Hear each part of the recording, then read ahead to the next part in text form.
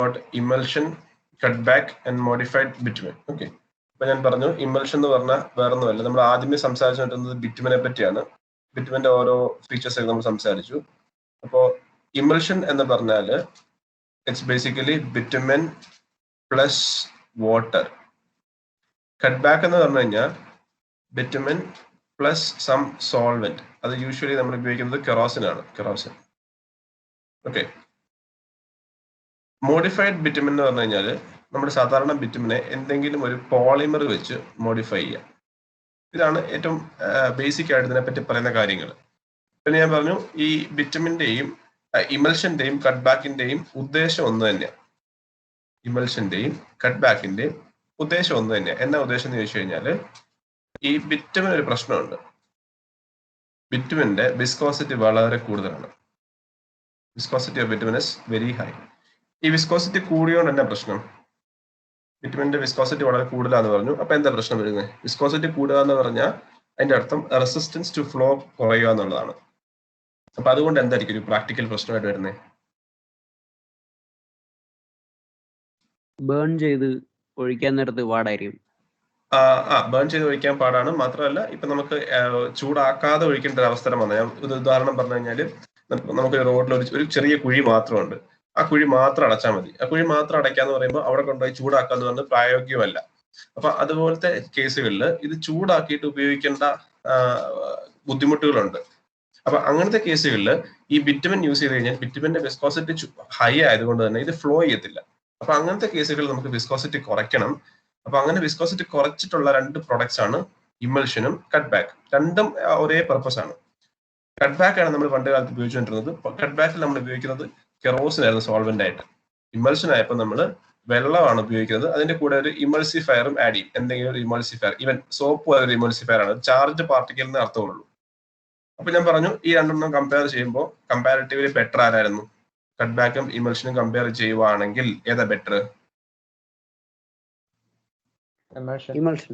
തീർച്ചയായിട്ടും ഇമൽഷൻ ആണ് ബെറ്റർ. അതുകൊണ്ട് ഇപ്പോഴത്തെ കാലത്ത് ഇമൽഷൻ ആണ് ഉപയോഗിക്കുന്നത്. കട്ട്ബാക്ക് നമ്മൾ യൂസ് ചെയ്യാറില്ല. പക്ഷെ മോഡിഫൈഡ് ബൈൻഡർ എന്ന് പറഞ്ഞത് ഇപ്പൊ വളരെ എന്താ പറഞ്ഞ ഒത്തിരി ആപ്ലിക്കേഷൻ വരുന്നുണ്ട്. കാരണം എന്ന് വെച്ച് കഴിഞ്ഞാൽ ഇപ്പം ഈ ടെമ്പറേച്ചർ ഭയങ്കരമായിട്ട് കൂടുന്നുണ്ട്.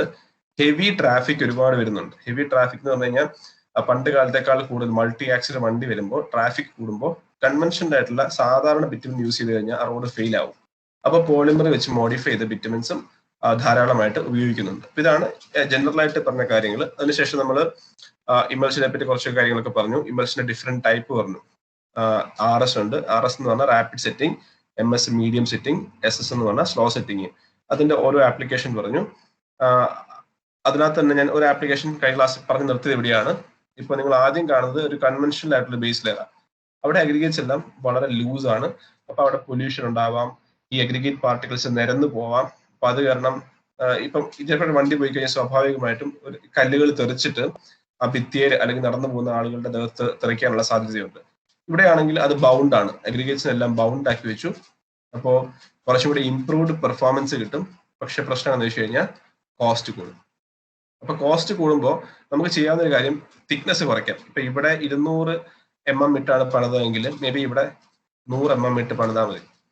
അപ്പൊ നമുക്ക് ഓൾമോസ്റ്റ് സെയിം സ്ട്രെങ്തും കിട്ടും, പൊല്യൂഷൻ ഒക്കെ അവോയ്ഡ് ചെയ്യാൻ പറ്റും. അപ്പൊ അങ്ങനത്തെ കുറച്ച് ഒപ്റ്റിമൈസേഷൻ ടെക്നിക് ഒക്കെ വേണം. അതൊക്കെ ഇപ്പം അത് സംബന്ധിച്ചുള്ള റിസർച്ചുകൾ നടക്കുന്നേ ഉള്ളൂ. അപ്പൊ ഇതാണ് ഇമൽഷന്റെ ഒരു ആപ്ലിക്കേഷൻ എന്ന് പറഞ്ഞാൽ. ഓക്കെ, ഇനി അടുത്തൊരു സബ് ഹെഡിങ് ആണ് എഴുതുന്നത് test on emulsion. Test on emulsion note ചെയ്ത് പോയാൽ മതി. ടെസ്റ്റ് ഓൺ ഇമൽഷൻ എന്ന് പറഞ്ഞു കഴിഞ്ഞാൽ നമുക്ക് ബേസിക്കലി 4 ടെസ്റ്റുകളാണ് ഉള്ളത്. ഒന്ന് റെസിഡ്യൂ ഓൺ 600 മൈക്രോൺ സീവ്, പിന്നെ viscosity, storage stability, residual bitumen. Okay, ഏതാ സംഭവം എന്ന് വെച്ച് കഴിഞ്ഞാൽ നോർമലി ഒരു ഇമൽഷൻ എന്ന് പറഞ്ഞാൽ ഒരു ഇമൽഷനകത്തുള്ളത് 60% ബിറ്റുമിനും പ്ലസ് 40% വാട്ടറുമാണ്. സാധാരണഗതിയിൽ ഇമൽഷൻ എന്ന് പറഞ്ഞാൽ 60% ബിറ്റുമിനും 40% വെള്ളവുമാണ്. അപ്പോൾ സംഭവിക്കാൻ പോകുന്നത് ഈ സാധനം റോഡിൽ യൂസ് ചെയ്ത് കഴിയുമ്പോൾ ഈ 40% വെള്ളം ഇവോപ്പറേറ്റ് ചെയ്യും. അപ്പൊ ബാക്കിയുള്ളത് 60% ബിറ്റുമിൻ ആണ്. അപ്പൊ അത് നമ്മുടെ സാധാരണ ബിറ്റുമിൻ ആയിട്ട് മാറും. അങ്ങനെയാണ് ഞാൻ ചോദിക്കട്ടെ, സപ്പോസ് ഇപ്പൊ നമ്മൾ ഒരു 5% ഇമൽഷൻ വെച്ച് ഒരു റോഡ് ഉണ്ടാക്കിയാൽ അവിടെ ഇഫക്റ്റീവ്ലി എത്ര % ബിറ്റുമിൻ കാണും? ഞാനിപ്പോ ബിറ്റുവിന് പകരം ഇമൽഷൻ വെച്ചിട്ട് റോഡ് ഉണ്ടാക്കാൻ തീരുമാനിച്ചു.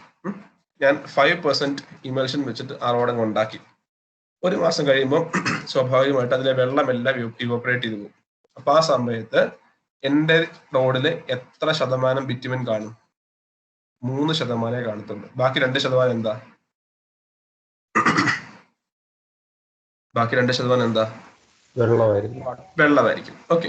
അപ്പം എന്നെ സംഭവം എന്ന് വെച്ച് കഴിഞ്ഞാൽ ഇതൊക്കെ ഓരോ കമ്പനികളാണ് പ്രൊഡ്യൂസ് ചെയ്യുന്നത്. അപ്പൊ കമ്പനികൾ പ്രൊഡ്യൂസ് ചെയ്യുമ്പോൾ അവര് ഈ ബിറ്റുമിന്റെ എമൗണ്ട് കുറയ്ക്കാൻ ശ്രമിക്കും. ഈ 3% എന്നുള്ളത് 2% ആയി കഴിഞ്ഞാൽ അവർക്ക് ഭയങ്കര ലാഭമാണ്. ഇത് കണ്ടാലൊന്നും മനസ്സിലാകത്തില്ല. അപ്പോൾ ഈ ആവശ്യമുള്ള അളവിൽ ബിറ്റുമിൻ ഉണ്ടോ എന്ന് ചെക്ക് ചെയ്യാൻ വേണ്ടി ഈ പറഞ്ഞ റെസിഡ്യൂ ഓൺ 600 മൈക്രോൺ CU എന്നുള്ള ടെസ്റ്റ് നമ്മൾ ചെയ്യും. അതുപോലെ അതിന്റെ വിസ്കോസിറ്റി മെഷർ ചെയ്യാറുണ്ട്. സ്റ്റോറേജ് സ്റ്റെബിലിറ്റി എന്ന് പറഞ്ഞു കഴിഞ്ഞാൽ ഈ ഒരിക്കലും ഇപ്പൊ നിങ്ങളിപ്പം ഒരു കുറച്ച് വെള്ളം എടുത്ത് ബിറ്റുമിനിലോട്ട് ഒഴിച്ചു കഴിഞ്ഞാൽ ഈ സാധനം മിക്സ് ആവാൻ തോന്നുന്നുണ്ടോ? കുറച്ച് വെള്ളം എടുത്ത് ബിറ്റുമിനിലേക്ക് ഒഴിച്ചു കഴിഞ്ഞാൽ നിങ്ങൾക്കറിയാം ബിറ്റുമിൻ ആണെന്ന് അറിയാം. ടാറിലേക്ക് വെള്ളം ഒഴിച്ചാൽ മിക്സ് ആവുമോ? ഇല്ല.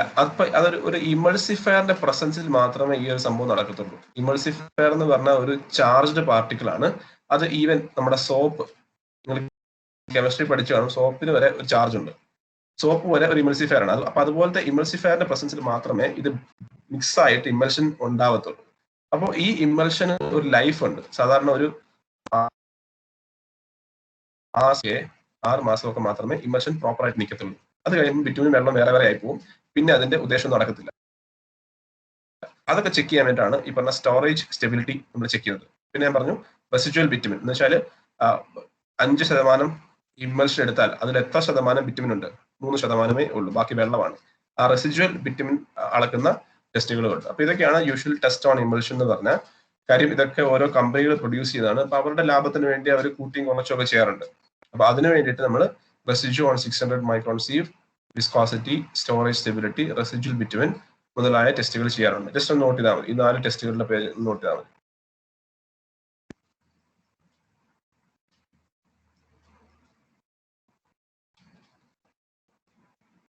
ഇമൽഷൻ സത്യം പറഞ്ഞാൽ ഇന്നത്തെ കാലത്ത് ഒരുപാട് ആപ്ലിക്കേഷൻ ഉണ്ട്. നേരത്തെ പറഞ്ഞ പോലെ ഈ ബേസ് ലെയർ കൺവെൻഷണൽ ആയിട്ട് യൂസ് ചെയ്യുന്ന ബേസ് ലെയറിനെ ബൗണ്ട് ആക്കാൻ വേണ്ടി യൂസ് ചെയ്യാറുണ്ട്. അതൊക്കെ സത്യം പറഞ്ഞാൽ വളരെ റെയർ ആയിട്ട് യൂസ് ചെയ്യാറുള്ളൂ. എല്ലാ റോഡിലും കോമൺ ആയിട്ട് യൂസ് ചെയ്യുന്ന 2 കാര്യങ്ങളുണ്ട്: പ്രൈം കോട്ടും ടാഗ് കോട്ടും. ഞാനത് നിങ്ങൾ ആദ്യത്തെ ക്ലാസ്സിൽ തന്നെ പറഞ്ഞതാണ്.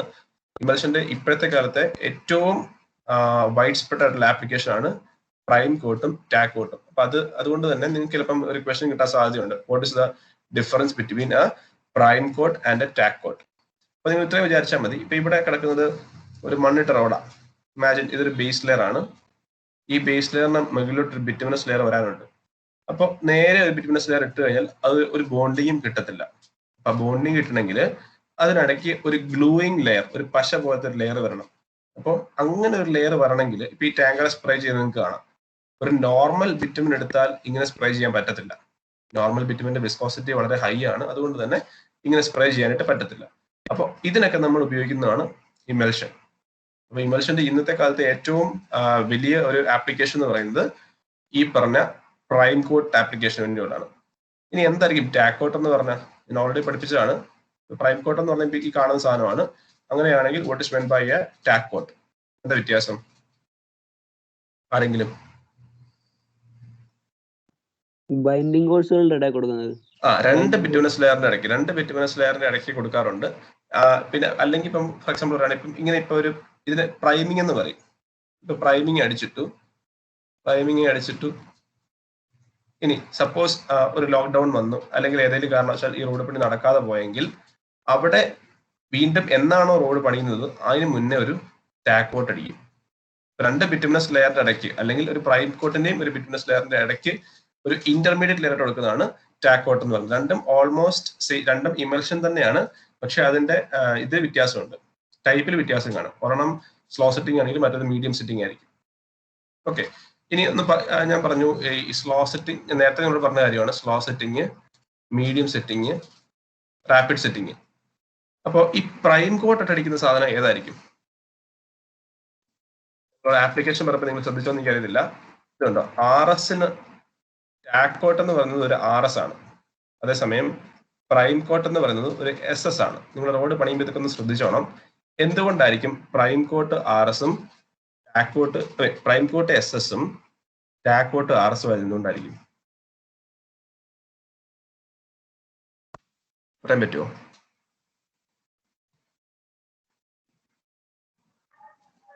ഒരു സൈഡിൽ നിന്നല്ലേ വളർന്നു വരുന്നത്, അപ്പൊ ടൈം എടുക്കുമായിരിക്കും, അതുകൊണ്ടായിരിക്കും.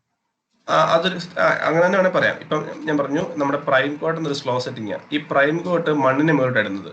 അപ്പൊ അത് പെട്ടെന്ന് സെറ്റ് ആവാൻ പാടില്ല. ഈ മണ്ണെ മൊത്തം നിരന്ന് ആ ചെറിയ ചെറിയ കുഴികളുണ്ടെങ്കിൽ ആ കുഴിക്കകത്തൊക്കെ നിരന്ന് കഴിഞ്ഞാൽ സെറ്റ് ആവാൻ പറ്റുള്ളൂ. സ്ലോ സെറ്റിംഗ് എന്ന് പറഞ്ഞാൽ എന്താ, പതിയെ ഈ സാധനം സെറ്റ് ആകത്തുള്ളൂ. റാപ്പിഡ് സെറ്റിംഗ് എന്ന് പറഞ്ഞാൽ പെട്ടെന്ന് സെറ്റ് ആവും.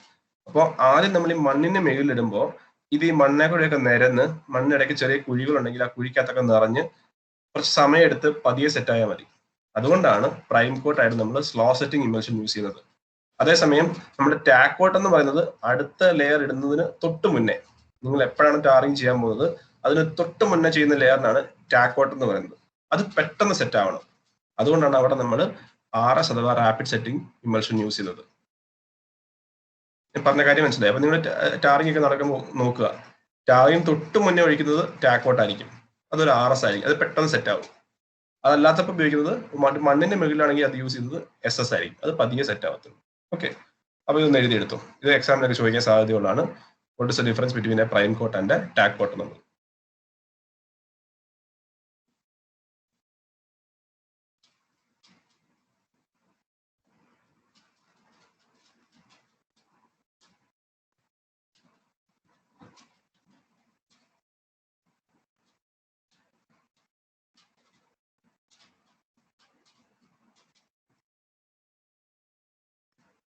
ഇവിടെ ഈ അസ്ഫാൾട്ട് കോൺക്രീറ്റ് എന്ന് പറഞ്ഞാൽ നമ്മുടെ ബിറ്റുമിനസ് ലെയർ തന്നെയാണ് കേട്ടോ. ഞാൻ നേരത്തെ നിങ്ങൾ പറഞ്ഞായിരുന്നു ബിറ്റുമിൻ എന്ന് പറയുന്നതും അസ്ഫാൾട്ട് എന്ന് പറയുന്നതും ഒക്കെ സെയിം ആണ്.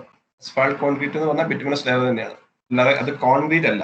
നിങ്ങൾക്കൊരു സ്വാഭാവികമായിട്ട് തെറ്റിദ്ധാരണ ഉണ്ടാവും, നമ്മുടെ കോൺക്രീറ്റിനെയാണ് അവിടെ ഉദ്ദേശിക്കുന്നത്. ഈ കോൺക്രീറ്റും മറ്റേതൊരു ബന്ധവുമില്ല. അസ്ഫാൾട്ട് കോൺക്രീറ്റ് എന്ന് പറഞ്ഞാൽ അത് ബിറ്റുമിനസ് ലെയർ തന്നെയാണ്, അല്ലാതെ സിമെന്റും മെറ്റലും ഒന്നും അതിനകത്ത് വരത്തില്ല.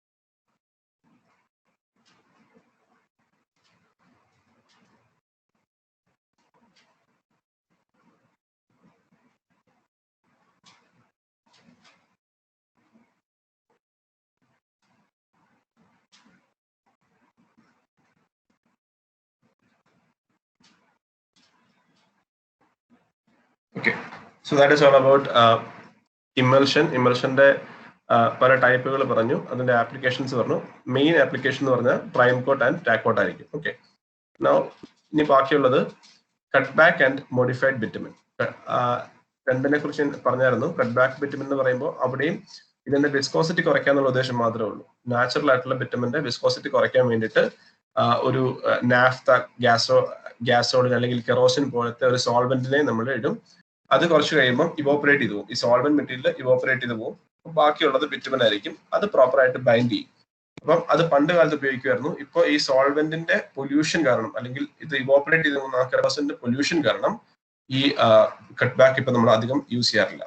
കട്ട് ബാക്കിനും നമ്മൾ നേരത്തെ പറഞ്ഞ പോലത്തെ പല ക്ലാസിഫിക്കേഷൻ ഉണ്ട്. RS ഉണ്ട്, MS ഉണ്ട്, SS ഉണ്ട്, പല ക്ലാസിഫിക്കേഷൻ ഒക്കെ ഉണ്ട്. പക്ഷെ ഇപ്പൊ അത് അധികം യൂസ് ചെയ്യാത്തതുകൊണ്ട് തന്നെ അതിനെപ്പറ്റി പറയുന്നതിനകത്ത് വലിയ കാര്യമില്ല. So this is the general information about cut back bitumen. You can note down the 4 points. Cut back bitumen is bitumen that is dissolved in solvent like naphtha, gasoline, kerosene, white spirit, etc. Its basic purpose is to reduce the viscosity. That's an important കാര്യം. അതിന്റെ basic purpose എന്ന് പറഞ്ഞാൽ viscosity കുറയ്ക്കുക എന്നുള്ളതാണ്. As the solvent evaporates, the binder returns to its original form to stick the particles with one another. ഈ സോൾവെന്റിന്റെ evaporation ഒരു pollution create ചെയ്യുന്നു എന്നതുകൊണ്ട് തന്നെ ഈ സാധനം ഇപ്പൊ അധികം യൂസ് ചെയ്യാറില്ല. The cut back bitumen gets the name from the solvent which is used in the process because the solvent cuts back or evaporates. ഈ cut back എന്നുള്ള പേരിന്റെ കാര്യം എന്ന് വെച്ചാൽ ഈ സോൾവെന്റ് പുറകോട്ട് മാറുക, അത് കട്ട് ചെയ്ത് പുറകോട്ട് മാറുന്നുള്ള അർത്ഥമാണ് ഉദ്ദേശിക്കുന്നത്. അത് പുറകോട്ട് മാറി കഴിഞ്ഞാൽ പിന്നെ ബാക്കിയുള്ളത് ബിറ്റുമിൻ തന്നെയാണ്.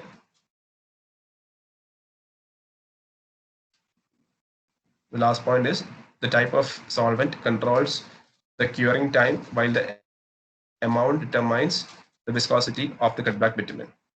ഞാൻ പറഞ്ഞ ഇപ്പം സോൾവെന്റ് പല ടൈപ്പ് ഉണ്ട്. അപ്പൊ നമുക്ക് ഒരു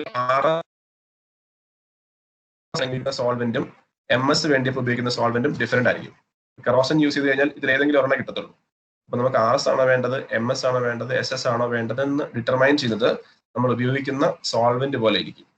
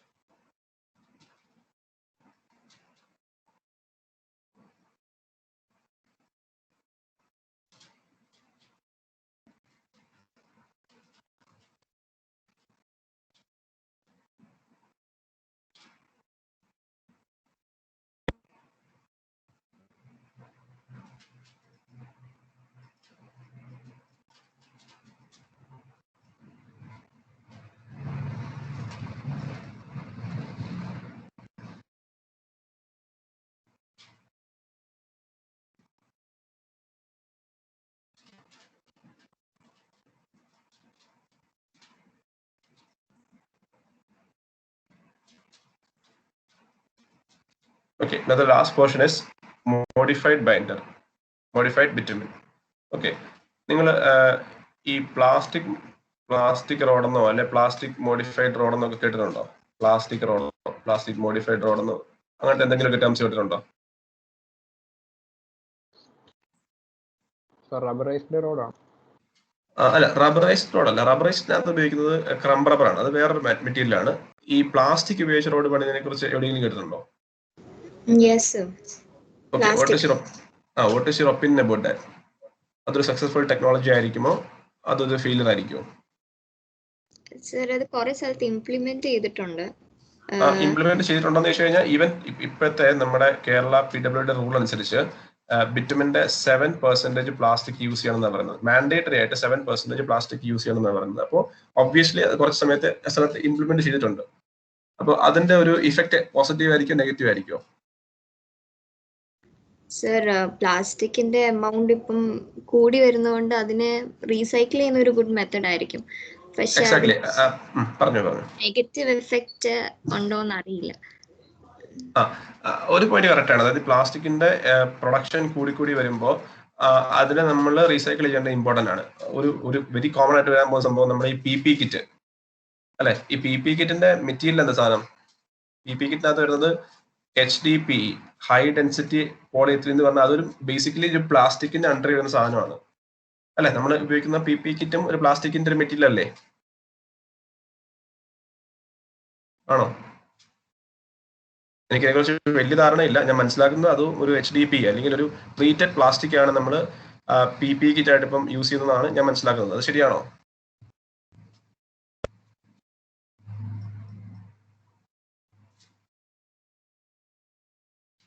ഹർജിത്തെ, എന്താ അഭിപ്രായം? അറിയത്തില്ല സാറേ. എനിക്കും വലിയ ഗ്രാഹ്യമില്ല. ഞാൻ മനസ്സിലാക്കുന്നത് അതൊരു പ്ലാസ്റ്റിക് മെറ്റീരിയൽ ആണ്. ഇതൊക്കെ ഉണ്ടല്ലോ കുറച്ച് കഴിയുമ്പോൾ ഇനോമസ് ആയിട്ട് കൂടി വരും. നമ്മൾ എവിടെയെങ്കിലും കൊണ്ട് ഡിസ്പോസ് ചെയ്യേണ്ടി വരും. പക്ഷെ ഈ ഒരു കാര്യം വെച്ചുകൊണ്ടാണ് നമ്മുടെ PWD ഇങ്ങനെ 7% പ്ലാസ്റ്റിക് യൂസ് ചെയ്യണമെന്ന് നിർബന്ധമായിട്ട് പറഞ്ഞിരിക്കുന്നത്. ഇതിനകത്ത് എന്താ കുഴപ്പമെന്ന് വെച്ച് കഴിഞ്ഞാൽ ഇപ്പൊ നമ്മൾ ചെയ്യുന്നത് ഈ പ്ലാസ്റ്റിക്കിനെ അഗ്രിഗേറ്റ്സിന്റെ കൂട്ടത്തിൽ ഓപ്പൺ ആയിട്ട് ബേൺ ചെയ്യുക ചെയ്യുന്നത്. ഓക്കെ, പക്ഷെ ഇതിനകത്ത് റിസർച്ചുകൾ നടക്കുമ്പോൾ മനസ്സിലാക്കുന്നത് അങ്ങനെ കത്തിക്കുമ്പോൾ അല്ലെങ്കിൽ ഈ അഗ്രിഗേറ്റിന്റെ കൂടെ ഇട്ട് ചൂടാക്കി ബ്ലെൻഡ് ചെയ്യുമ്പോൾ ഈ പ്ലാസ്റ്റിക് വെറുതെ കത്തിപ്പോവാണ്. ഇപ്പൊ ഞാൻ ലാബിലും കഴിഞ്ഞ ഒരു ഫൈനൽ ഇയറിന്റെ പ്രൊജക്ടിന് വേണ്ടി ഇത് ചെയ്ത് നോക്കിയപ്പോൾ നമുക്ക് കാണാം ഇത് ഒരു കറുത്ത പുകയായിട്ട് പോകത്തേ ഉള്ളൂ. പ്ലാസ്റ്റിക് വെറുതെ അഗ്രിഗേറ്റിന്റെ കൂടെ ഇട്ട് കത്തിച്ച് കഴിഞ്ഞാൽ അല്ലെങ്കിൽ മിക്സ് ചെയ്യാൻ ശ്രമിച്ചു കഴിഞ്ഞാൽ കറുത്ത പുക പോകുന്ന കാണാം. അതിന്റെ അർത്ഥം പ്ലാസ്റ്റിക് വെറുതെ കത്തിപ്പോവാണ്. അത് ഈ ബിറ്റുമിനകത്തോട്ട് അല്ലെങ്കിൽ റോഡിലോട്ട് ഈ സാധനം വരുന്നില്ല. അപ്പം അതിന് ഡ്രൈ മിക്സിങ്, പ്ലാസ്റ്റിക് നമുക്ക് രണ്ട് രീതി മിക്സ് ചെയ്യാം. ഡ്രൈ മിക്സിംഗ് ഉണ്ട്, അതുപോലെ വെറ്റ് മിക്സിംഗ് ഉണ്ട്. വെറ്റ് മിക്സിംഗ് എങ്ങനെയാണെന്ന് വെച്ച് കഴിഞ്ഞാൽ ഈ ബിറ്റുമിൻ ഉണ്ടാക്കുന്ന സമയം ഉണ്ടല്ലോ, ഈ ബിറ്റുമിൻ ഉണ്ടാക്കുന്ന സമയം പ്ലാസ്റ്റിക് ഉരുക്കിയിട്ട് ഒരു ക്ലോസ്ഡ് ചേംബറിൽ ഇട്ട് ഉരുക്കി ബിറ്റുമിനോടെ ബ്ലെൻഡ് ചെയ്യുവാണെങ്കിൽ അതൊരു മോഡിഫൈഡ് ബിറ്റുമിൻ ആയിട്ട് മാറും. അപ്പോൾ ഇപ്പം നമ്മൾ കൺവെൻഷനലി യൂസ് ചെയ്യുന്നത് വെച്ച് കഴിഞ്ഞാൽ ഈ പ്ലാസ്റ്റിക്കിനെ വെറുതെ അഗ്രിഗേറ്റിനോട് ഇട്ട് ബ്ലെൻഡ് ചെയ്തിട്ട് റോഡ് ഉണ്ടാക്കാനാണ് ശ്രമിക്കുന്നത്. നമ്മുടെ റൂളും അങ്ങനെ തന്നെയാണ്. പക്ഷെ അത് ഒട്ടും തന്നെ ഒരു സയന്റിഫിക് അല്ല.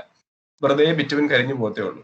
പക്ഷെ അതിന് പകരം ഒരു വെറ്റ് പ്രോസസ്സിൽ കൂടെ ഈ ബിറ്റുമിൻ മാനുഫാക്ചർ ചെയ്യുന്ന സമയത്ത് തന്നെ ഒരു ക്ലോസ്ഡ് ചേംബറിൽ, അതായത് അതിന് വരുന്ന പുക പുറത്തോട്ട് പോയല്ലോ, ഒരു ക്ലോസ്ഡ് ചേംബറിൽ ഈ പ്ലാസ്റ്റിക്കിനെ ഉരുക്കിയിട്ട് നമ്മുടെ നോർമൽ ബിറ്റുമിനിലേക്ക് ഒന്ന് മിക്സ് ചെയ്യുവാണെങ്കിൽ that turns out to be a modified bitumen.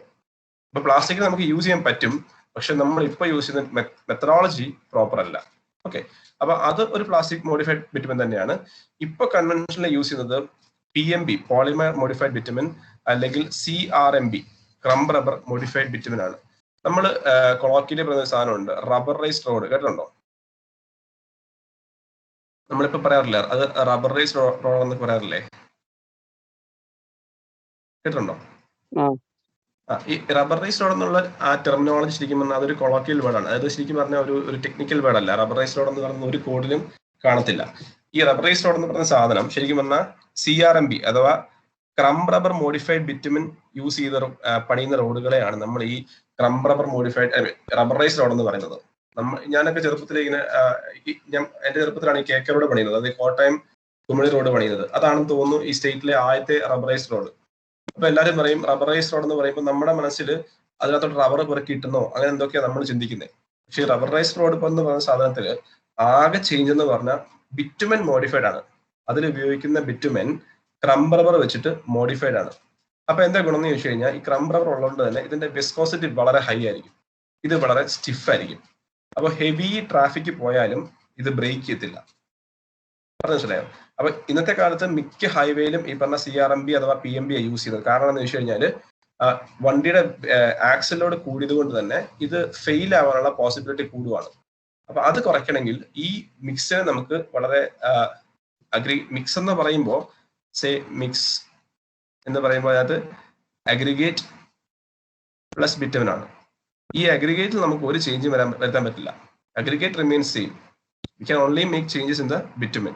So in order to improve the performance of the current highways, what we do is we use modified bitumen instead of your conventional bitumen. And that modified bitumen is known as crumb rubber modified bitumen or polymer modified bitumen. അപ്പോൾ അതിലേക്ക് നമ്മൾ rubber ചുമ്മാ ഇട്ട് add ചെയ്യുമല്ല, ഈ ബിറ്റുമിന്റെ manufacturing സ്റ്റേജിൽ തന്നെ റബ്ബറിനെ ഉരുക്കിയിട്ട് അതിലേക്ക് add ചെയ്യുകയാണ് ചെയ്യുന്നത്. അതുപോലത്തെ ഡിഫറെന്റ് പോളിമേഴ്സ് ഉണ്ട്. അപ്പൊ അത് ഇതിന്റെയൊക്കെ ആപ്ലിക്കേഷൻ ഇപ്പം വളരെ കൂടുതലാണ്. ഇപ്പം മിക്ക ഹൈവേ പ്രൊജക്ട്സിലും യൂസ് ചെയ്യുന്നത് PMB അല്ലെങ്കിൽ CRMB ആയിരിക്കും. പിന്നെ വേറെ സാധനമുണ്ട്, NRMB എന്ന സാധനമുണ്ട്, natural rubber modified bitumen, NRMB. Okay, ഇതൊക്കെയാണ് മോഡിഫൈഡ് ബിറ്റുമിന്റെ പ്രത്യേകതകൾ. നിങ്ങൾക്ക് ഇതിന്റെ ഒത്തിരി അഡ്വാൻസ്ഡ് ആയിട്ടൊന്നും പഠിക്കേണ്ട ആവശ്യമില്ല. എന്താണ് അതിന്റെ ആപ്ലിക്കേഷൻ അറിഞ്ഞിരുന്നാൽ മതി. So now you can write the 4 points. Modified bitumen is usually adopted in highway projects where use of normal bitumen can result in mixed rutting. Modified bitumen possess improved stiffness or viscosity, and hence they exhibit better resistance to failure under adverse traffic and climatic conditions. The commonly adopted modified includes crumb rubber modified bitumen, polymer rubber modified bitumen. അതിനോട് ഇതുകൂടി add ചെയ്യണേ, NRMB. NRMB എന്ന് പറഞ്ഞാൽ natural rubber modified bitumen.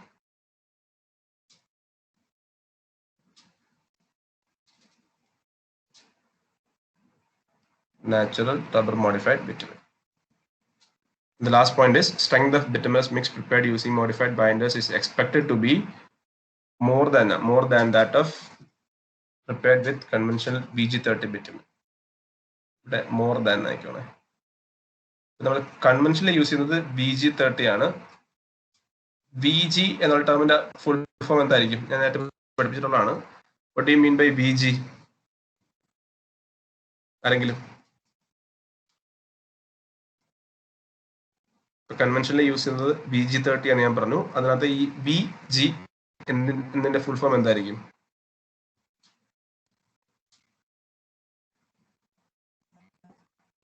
ആരെങ്കിലും? ഞാൻ കഴിഞ്ഞ ക്ലാസ്സിൽ ബിറ്റുമിന്റെ grading പഠിപ്പിച്ചപ്പോൾ ഞാൻ പറഞ്ഞായിരുന്നു 3 types for grading bitumen.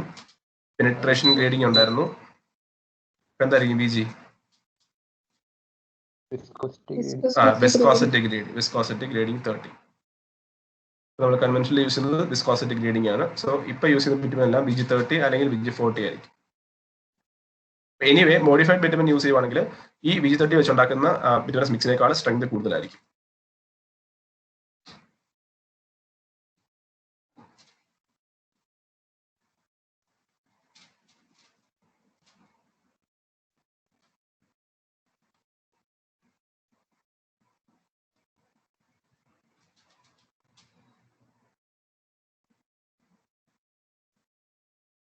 Okay, now let us move on to ഇത് എഴുതി കഴിഞ്ഞോ?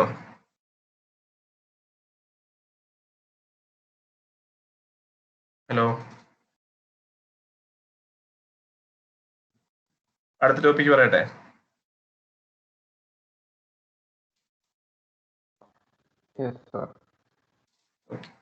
എല്ലാവരും ചുമ്മാ ഉറക്കൊന്നും ഇരിക്കാൻ തോന്നുന്നു. കുഴപ്പമില്ല, കേട്ടിരിക്കുമെങ്കിലും ചെയ്താൽ മതി. And last topic from the module is principles and methods of gradation of soil aggregate mixes. അതെന്നാന്ന് വെച്ച് കഴിഞ്ഞാല് നോർമലി നമുക്ക് ഒരു പേയ്മെന്റ് എത്ര ലെയർ ആവുള്ള? നോർമൽ കേസിൽ പേയ്മെന്റ് എത്ര ലെയർ ഉണ്ട്? അസൈൻമെന്റ് എഴുതിയാണ്. Normally 4 layer. സബ് ഗ്രേഡ്, ഇതിന്റെ മുകളിൽ സബ് ബേസ്, പിന്നെ ബേസ്, ഏറ്റവും മുകളിൽ സർഫസ് കോഴ്സ്. അപ്പൊ ഇതൊരു ബിറ്റുമിനസ് മെറ്റീരിയൽ ആയിരിക്കും, ഇതൊരു സോയിൽ ആയിരിക്കും, ഇത് രണ്ടും അഗ്രിഗേറ്റ് ആയിരിക്കും. ഇങ്ങനെയാണ് നോർമലി സംഭവിക്കുന്നത്. ഇന്ത്യയിൽ കോമൺലി ഇങ്ങനെ ചെയ്യുന്നത്. ഓക്കെ, പക്ഷെ ചില രാജ്യങ്ങളിൽ ഈ ബേസ് ലെയറിൽ അവര് ബേസ് അല്ലെ സബ് ബേസ് ലെയറിൽ അവർ സോയിൽ പ്ലസ് അഗ്രിഗേറ്റ് യൂസ് ചെയ്യാറുണ്ട്. സോയിൽ പ്ലസ് അഗ്രിഗേറ്റ് യൂസ് ചെയ്യാറുണ്ട്.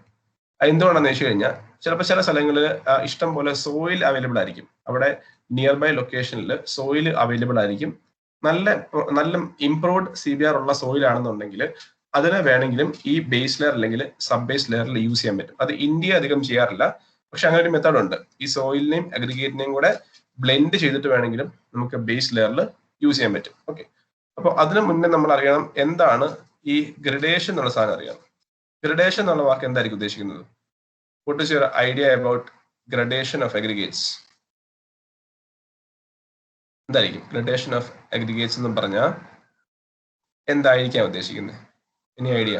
അതിന്റെ ഒരു സൈസും സ്ട്രെങ്തും ഒക്കെ വെച്ച് ക്ലാസിഫൈ ചെയ്യുന്നതായിരിക്കും. പകുതി ശരിയാണ്. സൈസും സ്ട്രെങ്തും ഗ്രഡേഷനായിട്ട് എന്തെങ്കിലും ബന്ധം കാണുമോ? ഇപ്പൊ കോൺക്രീറ്റിനൊക്കെ അങ്ങനെയല്ല നമ്മള് ക്ലാസിഫൈ ചെയ്യുന്നത്. ഓക്കെ, മനസ്സിലായി. അങ്ങനെ ചിന്തിക്കുവാണെങ്കിൽ ശരിയാണ്. പക്ഷെ ഇവിടെ ഈ അഗ്രിഗേറ്റിന്റെ ഗ്രഡേഷൻ എന്ന് പറഞ്ഞാൽ അതിന്റെ സൈസിനെ മാത്രമേ നമ്മൾ ചിന്തിക്കുന്നുള്ളൂ. ഒരു സൈസ് വെച്ചിട്ട് മാത്രമാണ്. അപ്പോൾ ഒരു ഉദാഹരണം പറയുവാണെങ്കിൽ നേരത്തെ പറഞ്ഞായിരുന്നു, ഒരു വെൽ ഗ്രേഡർ ഉണ്ട്, പുവർ ഗ്രേഡർ ഉണ്ടെന്നൊക്കെ ഓർക്കുന്നുണ്ടോ? വെൽ ഗ്രേഡർ എന്ന് പറഞ്ഞാൽ എന്തായിരുന്നു? പല പല സൈസ് ഉള്ളത്. പല പല സൈസ് ഉള്ളത്. അപ്പൊ ചുരുക്കത്തിൽ പറഞ്ഞാൽ ഗ്രഡേഷൻ എന്ന് പറഞ്ഞാൽ സൈസിനെ മാത്രം ഡിപ്പെൻഡന്റ് പ്രോപ്പർട്ടിയാണ്. ഓക്കെ, അഗ്രിഗേറ്റ് ഗ്രഡേഷൻ എന്ന് പറഞ്ഞാൽ സൈസിനെ മാത്രം ഡിപ്പെൻഡ് ചെയ്യുന്ന ഒരു പ്രോപ്പർട്ടിയാണ്. പക്ഷേ ഒരു പേയ്മെന്റ് കൺസ്ട്രക്ഷനിൽ അത് വളരെ ഇമ്പോർട്ടന്റ് ആണ്. ഓക്കെ, അപ്പൊ ആദ്യം അതിന്റെ നോട്ട് എഴുതിക്കോ. ഞാൻ എന്താ സംഭവം എന്നുള്ളത് കഴിഞ്ഞ് പറഞ്ഞുതരാം. ഫസ്റ്റ് യു ക്യാൻ റൈറ്റ് ആദ്യം മെയിൻ ഹെഡിങ് ആയിട്ട് principles and methods of gradation of soil aggregate mixes, and below that you can write the sub heading as gradation of aggregates. Gradation of aggregates എന്ന് എഴുതിയിട്ട് ഈ 3 പോയിന്റുകൾ എഴുതുക. First point is the particle size distribution of an aggregate is determined by sieve analysis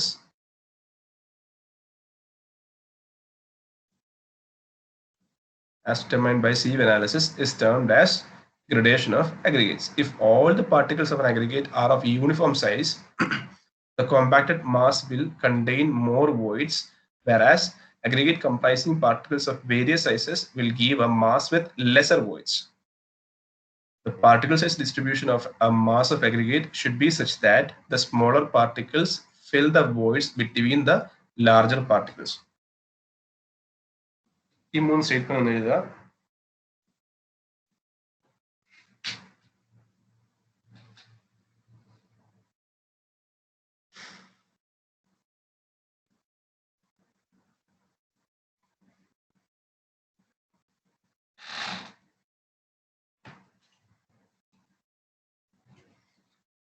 okay, അപ്പൊ ഞാൻ പറഞ്ഞു ഈ gradation of aggregates എന്ന് പറഞ്ഞാൽ ഒരു സൈസ് അനുസരിച്ച് അതിനെ അറേഞ്ച് ചെയ്യുന്നതാണ് ഗ്രഡേഷൻ എന്ന് പറയുന്നത്. അതിനെപ്പറ്റി ഞാൻ ഡീറ്റെയിൽ ആയിട്ട് പിന്നെ പറയാം.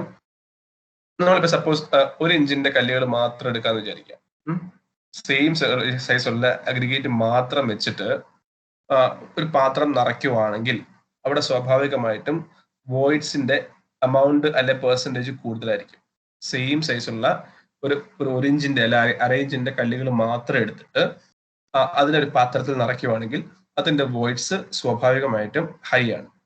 അതേസമയം ഈ 1 ഇഞ്ച് അഗ്രിഗേറ്റ്സിന്റെ കൂടത്തിൽ ഞാൻ കുറച്ച് സോയിൽ കൂടി ഇട്ടു, ചെറിയ സൈസുള്ള അല്ല പൊടി പോലുള്ള സോയിൽ കൂടി ഇട്ടു. അപ്പോൾ സ്വാഭാവികമായിട്ടും അതിന്റെ വോയിഡ്സ് കുറയും. ആ വോയിഡുകളിലേക്ക് എല്ലാ സോയിൽ കയറി നിറഞ്ഞിട്ട് ആ വോയിഡ്സ് എല്ലാം കുറയും. അപ്പൊ ആദ്യത്തെ കണ്ടീഷനിൽ കൂടുതൽ വോയിഡ്സ് ഉണ്ട്, അവിടെ ഞാൻ അഗ്രിഗേറ്റ് മാത്രമേ യൂസ് ചെയ്യുന്നുള്ളൂ. രണ്ടാമത്തെ കണ്ടീഷനിൽ വോയിഡ്സ് കുറവാണ്, അവിടെ ഞാൻ അഗ്രിഗേറ്റും സോയിലും യൂസ് ചെയ്യുന്നുണ്ട്. അപ്പോൾ ഇത് ഈ ഒന്നാമത്തെ കണ്ടീഷൻ ആയിരിക്കുമോ രണ്ടാമത്തെ കണ്ടീഷൻ ആയിരിക്കുമോ ഡിസൈറബിൾ? ഒന്നാമത്തെ കണ്ടീഷൻ ആയിരിക്കുമോ രണ്ടാമത്തെ കണ്ടീഷൻ ആയിരിക്കുമോ ഡിസൈറബിൾ? രണ്ടാമത്തെ ആയിരിക്കും. തീർച്ചയായിട്ടും രണ്ടാമത്തെ കണ്ടീഷൻ ആയിരിക്കും ഡിസൈറബിൾ. ഈ പറയുന്ന തിയറിയുടെ ലോജിക് അതാണ്. പക്ഷെ ശരിക്കും പ്രാക്ടിക്കലി ചിന്തിക്കുമ്പോഴല്ലോ ഈ സോയിലിന് പകരം എംസാൻഡ് ആണെന്ന് വിചാരിക്കാം, എംസാൻഡ്. അപ്പൊ അങ്ങനെയാണെങ്കിൽ ഇത് കണ്ടീഷൻ 2ഉം ഇത് കണ്ടീഷൻ 3ഉം ആണെന്ന് വിചാരിക്കാം. ഏതാ ബെറ്റർ? 2 ആണോ 3 ആണോ ബെറ്റർ? 2. എന്തുകൊണ്ടാണ് 2 എന്ന് പറഞ്ഞേ? സാൻഡിന് വെള്ളം നനഞ്ഞു കഴിയുമ്പോൾ എക്സ്പാൻഡ് ചെയ്യുന്ന ഒരു പ്രോപ്പർട്ടി ഇല്ലേ? അത് സാൻഡിലാണോ കൂടുതൽ സോയിലാണോ കൂടുതൽ? സാൻഡിലല്ലേ? സാൻഡ് വെൽ പാക്ഡ് ആണെങ്കിൽ വെള്ളം വലിക്കത്തില്ല. സാൻഡ് ഇപ്പൊ നമ്മൾ ചുമ്മാ കുറെ സാൻഡ് തന്നെ ഇട്ട് കഴിഞ്ഞാൽ വെള്ളം വലിക്കും സ്വാഭാവികമായിട്ടും. ഇവിടുത്തെ സാൻഡിന് പ്രത്യേകതയുണ്ട്, ഇത് കല്ലുകളുടെ ഇടയിലെ വോയിഡ്സ് അത് നിറഞ്ഞു നിൽക്കുക. അത് അപ്പൊ ഡെൻസ്ലി പാക്ഡ് ആണ്. പറഞ്ഞ മനസ്സിലായോ? അതിനെക്കുറിച്ച് കൂടുതൽ ചിന്തിക്കേണ്ട, എത്രേ ഉള്ളൂ. ഇപ്പോൾ സാൻഡ് തന്നെ ഇട്ട് കഴിഞ്ഞാൽ വെള്ളം വലിക്കും. പക്ഷേ ഞാൻ ഈ പറഞ്ഞ കേസ് എന്ന് പറഞ്ഞാൽ കുറെ അഗ്രിഗേറ്റ്സിന്റെ ഇടയ്ക്ക് കുറെ പോർസ് ഉണ്ടായിരുന്നു. ആ പോർസിലേക്ക് ഈ സാൻഡ് എന്നുള്ള മണലെന്ന് വിചാരിക്കേണ്ട, മണലെന്ന് കുറച്ചും കൂടെ ഹയർ സൈസ് ഉള്ള മണൽ എന്ന് പറയുമ്പോൾ തീരെ പൊടിയാണ്, അങ്ങനെ വിചാരിക്കേണ്ട. ഒരു 4.75 mm സൈസ് ഉള്ള അഗ്രിഗേറ്റ്സ് ഇട്ട് കഴിഞ്ഞാൽ അത് അവിടെ നിന്നോളും. അത് കമ്പാരിറ്റീവ്ലി ബെറ്റർ ആയിട്ട് പെർഫോം ചെയ്യും. ഈ സോയിൽ ആണെന്നുണ്ടെങ്കിൽ അത് ഫ്ലോ ചെയ്യാനുള്ള ചാൻസ് കൂടുതലാണ്. നമ്മൾ ഇന്ത്യയിൽ ഈ 3rd കണ്ടീഷൻ ആണ് ഫോളോ ചെയ്യുന്നത്. നമ്മളിപ്പോൾ പറഞ്ഞു വരുന്നത് 2nd കണ്ടീഷനെ പറ്റിയാണ്. എനിവേ നമ്മൾ ആദ്യം പറഞ്ഞ അഗ്രിഗേറ്റ് മാത്രമുള്ള കണ്ടീഷനേക്കാൾ ബെറ്റർ എന്നുള്ളത് അഗ്രിഗേറ്റ് പ്ലസ് സോയിൽ എന്നുള്ള കണ്ടീഷനാണ്.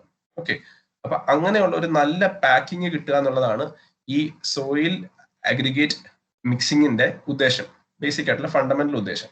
ഓക്കെ, ഇനി എങ്ങനെയാണ് അഗ്രിഗേറ്റ് ഗ്രഡേഷൻ കണ്ടുപിടിക്കുന്നത് ഞാൻ പറയാം. ഈ 3 പോയിന്റ് എഴുതിയെന്ന് വിചാരിക്കുന്നു. Now we'll move on to gradation of aggregates. Okay, ഇപ്പൊ ഇവിടെ നിങ്ങൾക്ക് ഈ ഒരു ടേബിൾ കാണാമെന്ന് വിചാരിക്കുന്നു. ഈ ആദ്യത്തെ ടേബിളിൽ കാണിക്കുന്നത് സീവ് സൈസ് ആണ്. ആദ്യത്തെ ടേബിളിൽ കാണിക്കുന്നത് സീവ് സൈസ് ആണ്. അപ്പൊ ഏറ്റവും മുകളിൽ 1.5 ഇഞ്ച്, 1 ഇഞ്ച്, 3/4 ഇഞ്ച് എന്നൊക്കെ പറഞ്ഞുണ്ട്. ഇപ്പൊ നമ്മുടെ ലാബിൽ നോക്കുവാണെങ്കിൽ ഇങ്ങനെ ആയിരിക്കത്തില്ല. ഇതിന് പകരം എന്തായിരിക്കും? നമ്മുടെ ലാബിലെ ഈ കാണിക്കുന്ന എല്ലാം ഓരോ സീവിന്റെ സൈസുകളാണ്. അപ്പോൾ ഒരു ഫോറിൻ ജേണലൊക്കെ എടുത്ത് നോക്കുവാണെങ്കിൽ ഒന്നെങ്കിൽ 1.5 ഇഞ്ച് അല്ലെങ്കിൽ ഈ ഹാഷ് കാണിക്കുന്നറിയോ? യൂഎസിലൊക്കെ ചെന്ന് കഴിഞ്ഞാൽ ഹാഷ് എന്ന് പറഞ്ഞു കഴിഞ്ഞാൽ അതിന്റെ അർത്ഥം നമ്പർ എന്നാണ്. #4 എന്ന് പറഞ്ഞാൽ നമ്പർ 4 സീവ് എന്നൊക്കെ ആയിരിക്കും. ഒരു ഫോറിൻ കൺട്രീസിൽ അവർ സീവിനെ റെപ്രസെന്റ് ചെയ്യുന്നത്. ഞാൻ ചോദിക്കുന്നത്, നമ്മുടെ ലാബിലെ സീവുകൾ എടുത്ത് നോക്കിയാൽ ഇതിന് പകരം എങ്ങനെയായിരിക്കും കിടക്കുന്നത്? മില്ലിമീറ്ററിലായിരിക്കും. നമ്മുടെ ലാബിൽ ഇപ്പൊ 1.5 ഇഞ്ചിന് പകരം 37.5 mm അല്ല 25 mm ഇങ്ങനെയായിരിക്കും നമ്മുടെ ലാബ് കിടക്കുന്നത്. എന്തായാലും എല്ലാ അർത്ഥം ഒന്നും തന്നെ, സീവിന്റെ സൈസാണ് കാണിക്കുന്നത്. അപ്പൊ നമ്മൾ എന്താ ചെയ്യുന്നത് ചോദിച്ചു കഴിഞ്ഞാൽ, നമ്മുടെ കയ്യിൽ കുറെ അഗ്രിഗേറ്റ്സ് ഒന്ന് വിചാരിക്കാം. ഒരു 10 കിലോ അഗ്രിഗേറ്റ് എൻ്റെ കയ്യിലുണ്ട്. 10 കിലോ അഗ്രിഗേറ്റ് ഉണ്ട്. ഞാൻ ഈ സീവുകളെല്ലാം അടുക്കി വെക്കും. ഏറ്റവും മുകളിൽ വെക്കുന്ന സീവ് എന്ന് പറഞ്ഞാൽ, അല്ലെങ്കിൽ ഏറ്റവും മുകളിൽ വെക്കുന്ന അരിപ്പയുടെ സൈസ് എന്ന് പറയുന്നത് ഏറ്റവും ചെറുതായിരിക്കോ ഏറ്റവും കൂടുതലായിരിക്കോ? വലുതായിരിക്കും. ഏറ്റവും വലിയ സൈസ് ഉള്ളത് ഞാൻ ഏറ്റവും മുകളിൽ വെക്കും. എന്നിട്ട് ഞാൻ എന്നാ ചെയ്യുന്നത്, അതിന്റെ മുകളിലോട്ടുണ്ട് ഈ 10 കിലോ ഇടും. എന്നിട്ട് നമുക്ക് സീവ് ഷേക്കർ എന്നൊരു സാധനമുണ്ട്, അല്ലെ കൈ കൊണ്ടാണെങ്കിലും നമ്മൾ സീവ് ചെയ്യും. അങ്ങനെ സീവ് ചെയ്യുമ്പോൾ എന്റെ 1.5 ഇഞ്ചിൽ കുറച്ച് റീറ്റെയിൻ ചെയ്യും, മറ്റേതിൽ കുറച്ച് റീറ്റെയിൻ ചെയ്യും. ഓരോ സീവയിലും കുറച്ച് റീറ്റെയിൻ ചെയ്യും, അല്ലെ? ഒരു 10-12 സീവ് കൊണ്ട് വെച്ചിട്ട് അതിന് മുകളിൽ ഏറ്റവും മുകളിൽ 10 കിലോ ഇട്ടിട്ട് സീവ് ചെയ്താൽ സംഭവിക്കാൻ പോകുന്നത് എന്താ? ഓരോ സീവയിലും കുറച്ച് റീറ്റെയിൻഡ് ആവും.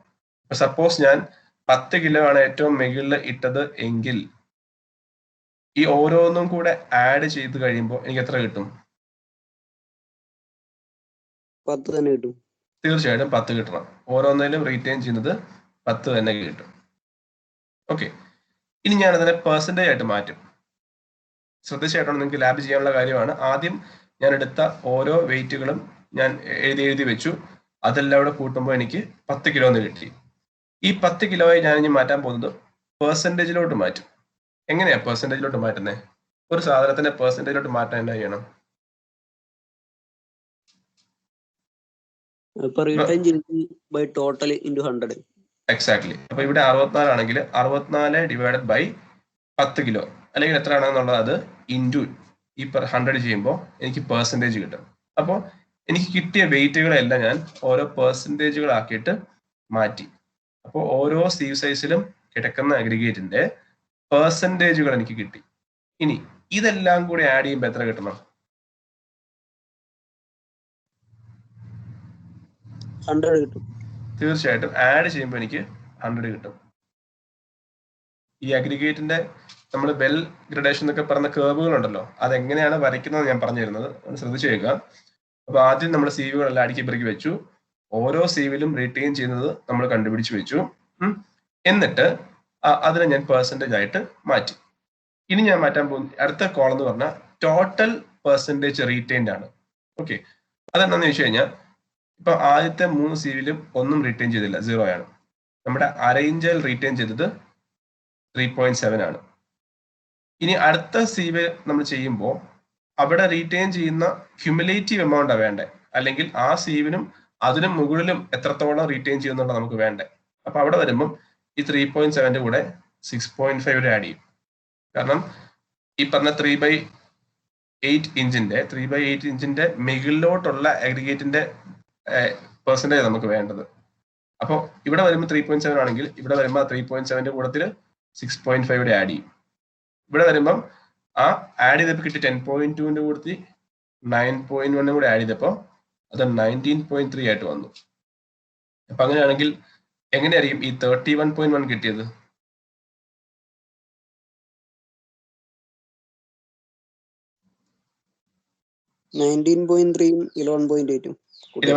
കിട്ടി. അതായത് നമുക്ക് ഏത് സീവാണ് എടുക്കുന്നത് ആ സീവിന് മുകളിലുള്ള മൊത്തം അഗ്രിഗേറ്റിന്റെ പെർസെൻറ്റേജ് നമ്മൾ കണ്ടുപിടിക്കുന്നത്. നമ്മളിപ്പോ ഏത് സീവ് എടുക്കുന്നോ ആ സീവിന്റെ സൈസിന് മുകളിലുള്ള എല്ലാ അഗ്രിഗേറ്റിന്റെയും പെർസെൻറ്റേജ് എടുക്കുന്നത്. അപ്പോൾ 19.3യുടെ കൂടത്തിൽ 11.8 കൂടെ ആഡ് ചെയ്തപ്പോൾ 31.1. അടുത്തത് 31.1ന്റെ കൂടത്തിൽ 19.3 കൂടെ ആഡ് ചെയ്തപ്പോൾ 50.4. അങ്ങനെ കൂട്ടി ലാസ്റ്റ് എനിക്ക് 100 കിട്ടും. അതായത് ഏറ്റവും ചെറിയ സീവിന്റെ മുകളിലായിരിക്കുമല്ലോ 100% അഗ്രിഗേറ്റ്. അങ്ങനെ ഞാൻ അതിനെ ടോട്ടൽ പെർസെൻറ്റേജ് റീറ്റെയിൻ്റെ ഒരു കോളമായിട്ട് മാറ്റി. അപ്പൊ ആദ്യം ഞാൻ സീവുകളിൽ അടുക്കി പെറുക്കി വെച്ചു, ഓരോ സീവിലും റീറ്റെയിൻ ചെയ്ത് കണ്ടുപിടിച്ചു, അതിനെ പെർസെൻറ്റേജ് ആയിട്ട് മാറ്റി, അതിനെ ഞാൻ ടോട്ടൽ പെർസെൻറ്റേജ് ആയിട്ട് മാറ്റി. ഇനി ലാസ്റ്റ് ഒരു കോളം കൂടി ഉണ്ട്, പെർസെൻറ്റേജ്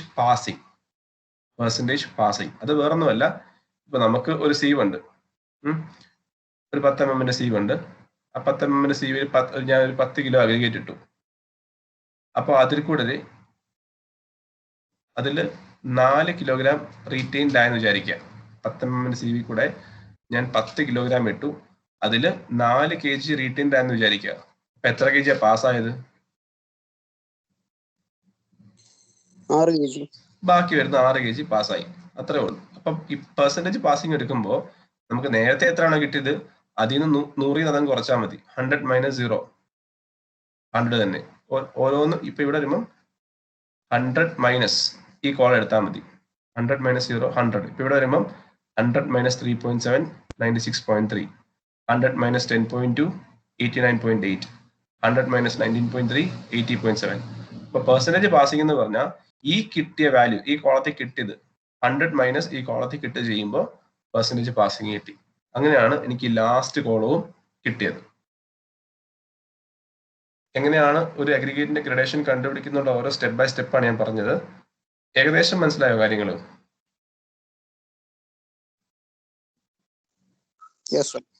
ഓക്കെ. അപ്പൊ എനിക്ക് ഈ ഫസ്റ്റ് കോളവും ലാസ്റ്റ് കോളം മാത്രം നോക്കിയാൽ മതി. ഫസ്റ്റ് കോളം ലാസ്റ്റ് കോളം നോക്കിയിട്ട് ഞാൻ ഇതുപോലെ ഗ്രാഫ് വരും. പെർസെൻറ്റേജ് പാസിങ്ങും സീവ് സൈസും ആയിട്ട്. എൻ്റെ y ആക്സിസിൽ പെർസെൻറ്റേജ് പാസിങ്ങും സീവ് സൈസിൽ ഓൺ എക്സ് ആക്സിസ് എന്ന് പറഞ്ഞൊരു ഗ്രാഫ് വരയ്ക്കും. അപ്പൊ ഇതിന്റെ ഡീറ്റെയിൽഡ് ആയിട്ടുള്ള കാര്യങ്ങൾ നമുക്ക് അടുത്ത മൊഡ്യൂളിൽ മിറ്റുവിനസ് മിക്സ് ഡിസൈൻ ഉണ്ട്, അത് ചെയ്യുമ്പോൾ ഞാൻ പഠിപ്പിക്കാം. ഇപ്പൊ ഞാൻ കൂടുതൽ പറഞ്ഞാൽ നിങ്ങൾ കൺഫ്യൂസ്ഡ് ആവും. അപ്പൊ ഇങ്ങനെയാണ് ഒരു അഗ്രിഗേറ്റിന്റെ ഗ്രഡേഷൻ കർവ് വരയ്ക്കുന്നത്. അത് അടുത്ത മൊഡ്യൂളിൽ ഉള്ളത് ബിറ്റുമിനസ് മിക്സ് ഡിസൈൻ ആണ്. ബിറ്റുമിനസ് മിക്സ് ഡിസൈൻ ചെയ്യുമ്പോൾ അതിനെപ്പറ്റി ഞാൻ ഡീറ്റെയിൽ ആയിട്ട് പറയാം. അപ്പോൾ ഇങ്ങനെ വരയ്ക്കുമ്പോൾ നമുക്ക് മനസ്സിലാവും, ആ ഗ്രാഫ് കണ്ടാൽ നമുക്കറിയാം. സപ്പോസ് ആ ഗ്രാഫിന്റെ ഷേപ്പ് ഇത് ഇങ്ങനെയാണെന്നുണ്ടെങ്കിൽ അത് പുവർലി ഗ്രേഡഡ് ആയിരിക്കും. അതേസമയം ആ ഗ്രാഫ് ഇത് ഇങ്ങനെ നീണ്ടെടുക്കുവാണെങ്കിൽ അത് വെൽ ഗ്രേഡഡ് ആയിരിക്കും. അപ്പൊ ചുരുക്കത്തില് നമ്മൾ ഈ അഗ്രിഗേറ്റും സോയിലും മിക്സ് ചെയ്യുമ്പോൾ we should get A well gradation. അതാണ് നമ്മുടെ ഉദ്ദേശം. ഓക്കെ, അപ്പൊ ഈ ലാസ്റ്റ് ഇതൊരു എഴുതിയെടുത്തു, സോയിൽ അഗ്രിഗേറ്റ് മിക്സസ്, അല്ലെങ്കിൽ സോയിലും അഗ്രിഗേറ്റും കൂടെ മിക്സ് ചെയ്യുമ്പോൾ നമുക്ക് വേണ്ട ഡിസൈൻ ക്രൈറ്റീരിയ എന്താണെന്നൂടി ഒന്ന് എഴുതിയെടുത്തു.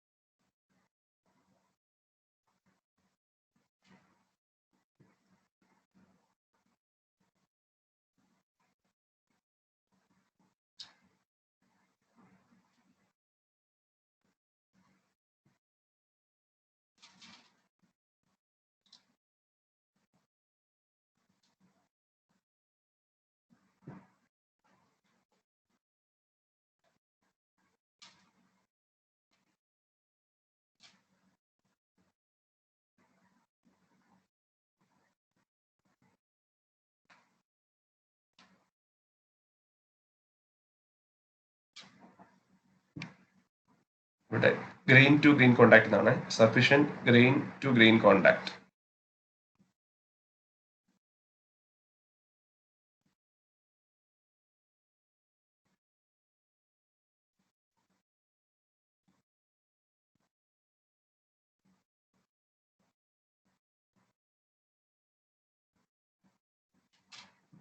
ഇതിനകത്ത് നിങ്ങൾക്ക് ഫെമിലിയർ അല്ലാത്തൊരു ടേം ഉണ്ട്, 0.45 പവർ ചാർട്ട്. നിങ്ങൾ ഇതുവരെയും കേൾക്കാത്തൊരു സാധനമാണ് 0.45 പവർ ചാർട്ട്, അല്ലെങ്കിൽ ഫുള്ളർ കർവ് എന്നുള്ള സാധനം കേട്ടിട്ടില്ല. അതും കൂടെ ഞാൻ ജസ്റ്റ് ഒന്ന് പറഞ്ഞിട്ട് നിർത്താം.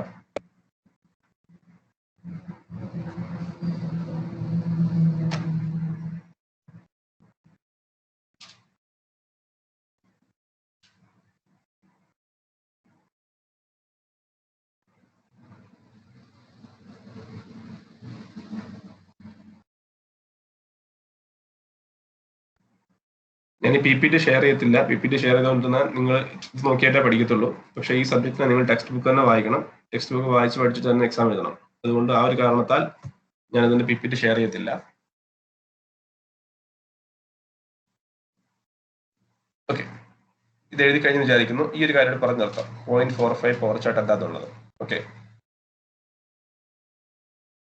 അപ്പോൾ ഒന്ന് ശ്രദ്ധിക്കുക. നമ്മൾ തൊട്ട് മുന്നേ പറഞ്ഞു എങ്ങനെയാണ് ഒരു അഗ്രിഗേറ്റിന്റെ സീവ് സൈസും അതിന് കറസ്പോണ്ടിങ് ആയിട്ടുള്ള പെർസെൻറ്റേജ് പാസിങ്ങും എങ്ങനെയാണ് കണ്ടുപിടിക്കുന്നത് ഞാൻ പറഞ്ഞു. ഞാൻ ഇത് വെച്ചൊരു അസൈൻമെന്റ് നിങ്ങൾക്ക് മൊഡ്യൂൾ 2 തരും. മൊഡ്യൂൾ 2 എക്സലിൽ ഇതെങ്ങനെ ചെയ്യുന്നു വെച്ചിട്ടുള്ള ഒരു അസൈൻമെന്റ് തരും. അപ്പോൾ തൽക്കാലം ഒരു സീവ് സൈസും ആ അഗ്രിഗേറ്റിന് കറസ്പോണ്ടിങ് പെർസെൻറ്റേജ് പാസിങ്ങും എങ്ങനെ കിട്ടുന്നത് നിങ്ങൾക്ക് ഏകദേശം മനസ്സിലായിട്ടുണ്ടാവും. അപ്പൊ അത് വെച്ചിട്ട് ഞാനിപ്പോൾ ഒരു ഗ്രാഫ് വരച്ചു. ഓക്കെ, അപ്പോ ഈ ഗ്രാഫ് നമ്മൾ ഇതിലോട്ട് വരയ്ക്കുന്ന ഗ്രാഫ് അത് സഫീഷ്യന്റ് ആണോ ഇല്ലയോ എന്ന് എനിക്ക് അറിയണം. അതിനെന്താ ചെയ്യുന്നത് ചോദിച്ചു കഴിഞ്ഞാൽ ഞാനൊരു 0.45 പവർ ചാർട്ട് വരയ്ക്കും. 0.45 പവർ ചാർട്ട്. ഓക്കെ, അതിന്റെ ഇക്വേഷൻ ആണ് ഇവിടെ മുകളിൽ കൊടുത്തിരിക്കുന്നത്. P is equal to 100 into small d by capital D. ഈ സ്മോൾ d എന്ന് പറയുന്നത് സീവ് സൈസും ക്യാപിറ്റൽ D എന്ന് പറഞ്ഞു കഴിഞ്ഞാൽ ലാർജസ്റ്റ് അഗ്രിഗേറ്റ് സൈസും ആണ്. Largest aggregate size. ഓക്കെ, ഒന്ന് ശ്രദ്ധിച്ചേക്കുക. P is equal to D by D raised to 0.45. അതിൽ സ്മോൾ d എന്ന് പറഞ്ഞാൽ സീവ് സൈസും ക്യാപിറ്റൽ D എന്ന് പറഞ്ഞു കഴിഞ്ഞാൽ ലാർജസ്റ്റ് അഗ്രിഗേറ്റ് സൈസുമാണ്. അപ്പോൾ ഈ ഫോർ എക്സാമ്പിൾ ഇപ്പം ഈ തന്നിരിക്കുന്ന ഗ്രഡേഷനകത്താണെങ്കിൽ ഈ ടേബിളിലെ മാക്സിമം അഗ്രിഗേറ്റ് സൈസ് അല്ലെങ്കിൽ മാക്സിമം സീവ് സൈസ് എത്രയാണ്? ഈ സ്ലൈഡിൽ കാണുന്ന ടേബിളിലെ മാക്സിമം അഗ്രിഗേറ്റ് സൈസ് അല്ലെങ്കിൽ സീവ് സൈസ് എത്രയാണ്?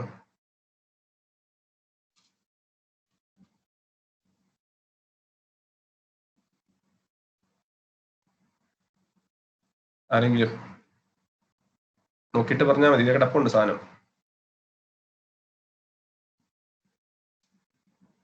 28 കിടക്കുന്ന മാക്സിമം സീവ് സൈസ് 28 ഓക്കെ. അപ്പൊ ഓരോ മിക്സിനനുസരിച്ച് മാറും. ഇപ്പൊ ഇതിൽ കിടക്കുന്നത് 28. അപ്പോ സപ്പോസ് നിങ്ങൾക്ക് ഒരു ഓരോ സീവുകളിൽ കൂടെ നിങ്ങൾക്ക് പാസ് ചെയ്യേണ്ട ഒരു ഡെൻസ് ഗ്രഡേഷൻ കിട്ടണമെങ്കിൽ, നിങ്ങൾക്ക് വേണ്ട ഏറ്റവും ബെസ്റ്റ് ഗ്രഡേഷൻ അല്ലെ ഡെൻസ് ഗ്രഡേഷൻ കിട്ടണമെങ്കിൽ ഓരോ സീവിക്കൂടെയും പാസ് ചെയ്യേണ്ട ഒരു പെർസെൻറ്റേജ് ഉണ്ട്. ഫോർ എക്സാമ്പിൾ 10 mm കൂടെ പാസ് ചെയ്യേണ്ടത് എത്രയാണെന്ന് അറിയണമെന്നുണ്ടെങ്കിൽ 10 ഡിവൈഡഡ് ബൈ 28⁻⁴5 എന്ന് പറഞ്ഞ പോലെ ഓരോ സീവിക്കൂടെയും പാസ് ചെയ്യേണ്ട പെർസെൻറ്റേജ് നിങ്ങൾ കണ്ടുപിടിക്കണം. ഒന്നുകൂടെ പറയാം, നിങ്ങൾക്ക് ഒരു ഡെൻസ് ഗ്രഡേഷൻ അഗ്രിഗേറ്റ് കിട്ടണമെന്നുണ്ടെങ്കിൽ നിങ്ങൾക്ക് ഓരോ സീവ് സൈസിൽ കൂടെയും പാസ് ചെയ്യേണ്ട അഗ്രിഗേറ്റിന്റെ പെർസെൻറ്റേജ് കണ്ടുപിടിക്കാനുള്ള ഇക്വേഷൻ ആണ് തന്നിരിക്കുന്നത്. P is equal to അല്ലെങ്കിൽ percentage is equal to small d by capital D raised to 0.45. വേറെ സ്മോൾ d എന്ന് പറഞ്ഞാൽ നിങ്ങൾ എടുക്കുന്ന സീവ് സൈസ്, ക്യാപിറ്റൽ D എന്ന് പറഞ്ഞാൽ തന്നിട്ടുള്ളതിൽ വെച്ച് ഏറ്റവും വലിയ അഗ്രിഗേറ്റിന്റെ സൈസ്. അങ്ങനെ നിങ്ങൾ വാല്യൂ കണ്ടുപിടിക്കുമ്പോൾ അത് ഇതുപോലെ കിട്ടും. ഇവിടെ കാണിക്കുന്ന ബ്ലാക്ക് ലൈൻ എന്ന് പറയുന്നത് 0.45 പവർ ചാർട്ടാണ്. 0.45 പവർ ചാർട്ടാണ്. അപ്പൊ സപ്പോസ് അപ്പൊ നമ്മുടെ ഇന്റൻഷൻ എന്ന് പറഞ്ഞാൽ നമ്മൾ സോയിലും അഗ്രിഗേറ്റും മിക്സ് ചെയ്തിട്ട് ഒരു അഗ്രിഗേറ്റ് ഉണ്ടാകുമ്പോൾ അത് അഗ്രിഗേറ്റ് ഈ ലൈനോ അഗ്രിഗേറ്റിന്റെ ഗ്രഡേഷൻ കർവ് എന്ന് പറയുന്നത് ഈ ലൈനോട് ചേർന്ന് വരണം. ഞാൻ ഒന്നിട്ട് പറയാം, ഈ ബ്ലാക്ക് കളറിലുള്ള ഗ്രഡേഷൻ കിട്ടുവാണെങ്കിൽ അത് ഏറ്റവും ഡെൻസ് ആണ്, ഏറ്റവും ബെസ്റ്റ് ആണ്. അപ്പൊ നമ്മൾ സോയിലും അഗ്രിഗേറ്റും കൂടെ മിക്സ് ചെയ്യുമ്പോൾ നമ്മുടെ ഇന്റൻഷൻ എന്ന് പറഞ്ഞാൽ the resulting aggregate should be near to this 0.45 power chart. Near to എന്ന് പറയുമ്പോൾ അതിനൊരു റേഞ്ച് ഉണ്ട്. ഇവിടെ തന്നിരിക്കുന്ന ഒരു അപ്പർ ലിമിറ്റും ഉണ്ട്, ഒരു ലോവർ ലിമിറ്റും ഉണ്ട്. അപ്പോൾ ഓരോ മിക്സിനും ഇതുപോലെ ഒരു റിക്വയർഡ് അപ്പർ ലിമിറ്റും ലോവർ ലിമിറ്റും ഉണ്ട്. ഫോർ എക്സാമ്പിൾ ഇവിടെ തന്നിരിക്കുന്ന അനുസരിച്ചാണെങ്കിൽ 14 mm 90 to 100, 76 to 86 അത് പറഞ്ഞ പോലെ ഒരു അപ്പർ ലിമിറ്റും ലോവർ ലിമിറ്റും ഉണ്ട്. ഇനി ഇതിനെക്കുറിച്ച് കൂടുതൽ പറഞ്ഞാൽ നിങ്ങൾ മൊത്തത്തിൽ കൺഫ്യൂസ്ഡ് ആയി പോകും. അതുകൊണ്ട് ഇത്ര മനസ്സിലാക്കിയാൽ മതി. ഏറ്റവും ഡെൻസ് ഗ്രഡേഷൻ കണ്ടുപിടിക്കാനുള്ള ഒരു ടെക്നിക്കാണ് 0.45 പവർ ചാർട്ട്. നമ്മൾ സോയിലും അഗ്രിഗേറ്റും കൂടെ മിക്സ് ചെയ്യുമ്പോൾ അവർ ultimate aim is to get a gradation which is very closer to 0.45 power chart. ഞാനത് പറഞ്ഞത് കുറച്ച് കൂടിപ്പോയെന്ന് സംശയമുണ്ട്. അതുകൊണ്ട് ഇതിനെക്കുറിച്ച് നിങ്ങൾ വറിഡ് ആവേണ്ട ആവശ്യമില്ല. അടുത്ത മൊഡ്യൂളിൽ ബിറ്റുമിനസ് മിക്സ് ഡിസൈൻ പഠിക്കുമ്പോൾ ഇതിന്റെ ഡീറ്റെയിൽസ് ഒക്കെ ഞാൻ പതിയെ ഒരു പറഞ്ഞുതരാം. തൽക്കാലം ഇത്ര മനസ്സിലാക്കിയാൽ മതി. നമ്മൾ സോയിലും അഗ്രിഗേറ്റും കൂടെ മിക്സ് ചെയ്യുമ്പോൾ എത്രത്തോളം സോയിൽ വേണം നമ്മൾ ഡിസൈഡ് ചെയ്യുന്നത് ഈ പറഞ്ഞ ഒരു ബേസിക് നോളജ് വെച്ചിട്ടാണ്. അല്ലെങ്കിൽ ഡെൻസ് ഗ്രഡേഷൻ കിട്ടണമെങ്കിൽ എത്ര സോയിൽ വേണം എന്നുള്ളൊരു അസംഷനിലാണ് നമ്മൾ സോയിലിനെയും അഗ്രിഗേറ്റിനെയും മിക്സ് ചെയ്യുന്നത്. Okay, so now with this we come to the end of module 1. നിങ്ങൾ ഇന്ന് അസൈൻമെന്റ് വെക്കുമെന്ന് വിചാരിക്കുന്നു. Tomorrow will continue with module 2, that is bituminous mix design. അപ്പൊ അവിടെ ഈ ഗ്രഡേഷൻ സീവ് അനാലിസിസും കാര്യങ്ങളൊക്കെ ഒന്നും കൂടെ ഞാൻ റിപ്പീറ്റ് ചെയ്യാം. അപ്പൊ ആ ഒരു പോർഷൻ ക്ലിയർ ആവുമെന്ന് വിചാരിക്കുന്നു. ഓക്കെ, വേറെ എന്തെങ്കിലും സംശയങ്ങളോ എന്തെങ്കിലും ഉണ്ടോ? ഈ പറഞ്ഞ കാര്യങ്ങൾ എന്തെങ്കിലും സംശയം ഉണ്ടോ?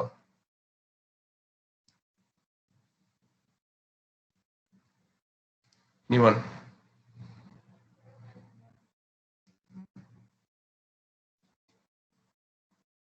എല്ലാവരും ഒരു ടെക്സ്റ്റ് ബുക്ക് മേടിക്കുക. എക്സാമിന് ടെക്സ്റ്റ് ബുക്ക് തന്നെ വെച്ച് പഠിക്കുക.